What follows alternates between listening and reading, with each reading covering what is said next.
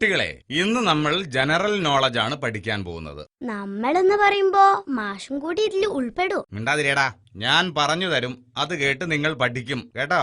ശരി, മനുഷ്യരും മൃഗങ്ങളും തമ്മിലുള്ള വ്യത്യാസം എന്താണ്? ടിൻഡു പറയൂ. മനുഷ്യരിൽ നിന്ന് മൃഗങ്ങൾ ഒന്നും പഠിക്കുന്നില്ല, പക്ഷെ മൃഗങ്ങളിൽ നിന്ന് മനുഷ്യർ പഠിക്കുന്നു. ഉദാഹരണത്തിന് ഈ ക്ലാസ് റൂം തന്നെ. നീ മേടിക്കും. ശരിയായ ഉത്തരം പറയൂ ടിൻഡു. എന്താണ് മനുഷ്യരും മൃഗങ്ങളും തമ്മിലുള്ള വ്യത്യാസം? ശരിയായ ഉത്തരാണ് വേണ്ടതെങ്കിൽ ഞാൻ പറയാം. മൃഗങ്ങൾ അവരുടെ കുട്ടികളെ സ്കൂളിൽ വിട്ട് ഉപദ്രവിക്കുന്നില്ല. മനുഷ്യർ കുട്ടികളെ സ്കൂളിൽ വിട്ട് ബുദ്ധിമുട്ടിക്കുന്നു. വേണ്ട എങ്കിൽ ഇന്നത്തെ ചോദ്യം മുഴുവൻ നിന്നോടാ. ഓരോ തെറ്റിനും ഓരോ അടി.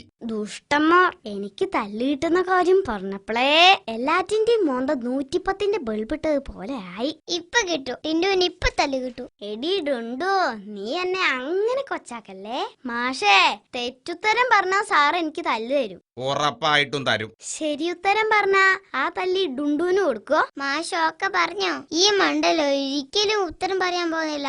ആ ശരി, സമ്മതിച്ചു. നീ ഉത്തരം പറയേ.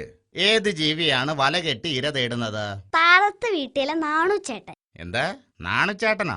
തല്ലു കൊടുക്ക് മാഷേ, ഞാൻ പറഞ്ഞില്ലേ ഈ മണ്ടൻ ഉത്തരം അറിയില്ലാന്ന്. ഏയ്, തല്ലാനോ? എന്നെയോ? ഞാൻ ശരിയുത്തരം തന്നെ പറഞ്ഞത്. നാണുച്ചേട്ടൻ ദിവസവും വല കെട്ടി പുഴയിലും മീൻ പിടിക്കുന്നത് ഞാൻ കാണാറില്ല. തല്ലി ഇവൾക്ക് കൊടുക്കു മാഷേ. കുഴഞ്ഞല്ലോ ഈശ്വര. ഡുണ്ടു, ആ കൈ നീട്ടു.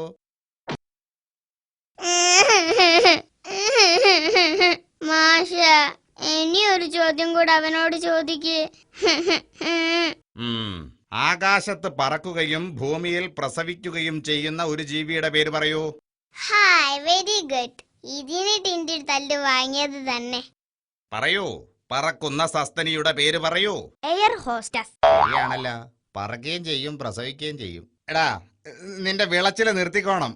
നിന്നെ അങ്ങനെ വിട്ടാ പറ്റില്ല. ഇതാ ചോക്ക്. നീ ബോർഡില് 2 നാൽക്കാലികളുടെ പേരെഴുത്.